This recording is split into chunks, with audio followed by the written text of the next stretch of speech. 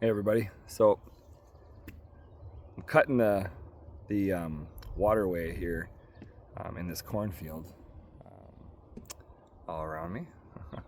um, this isn't my property, but it's adjacent to my property. I have about 5 acres with our little farm that we work hard on. And as I'm cutting this, and there's days I think, I go, gosh, I wish I had acres like this, and I wish I had, all this land, and that's real farming, and I'm just a peon, and my little 5 acres, and I wonder what these farmers out here think of me, just some wannabe, some city slicker coming out here and trying to be country. I felt like God telling me, that's not the truth. In reality, you're really doing farming. You're doing old school farming.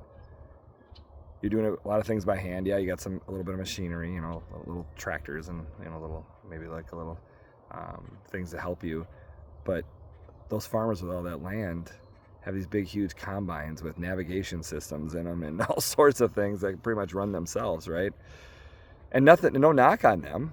Oh my gosh, props to the farmers. But a lot of us that are doing this stuff on a small scale are really doing it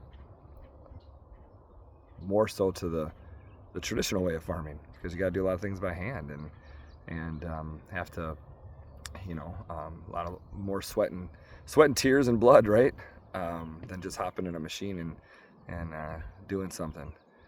I just want some of you out there that to know that if you're kind of feeling like inadequate, what am I doing on my half acre? What am I doing on my acre? What am I doing on my 5 acres compared to all those big people? Just do what you're doing. You know what I mean? It doesn't, at one point in time, I being in the city, I had a 140 foot by 120 foot lot by 40 foot lot. That's what I had.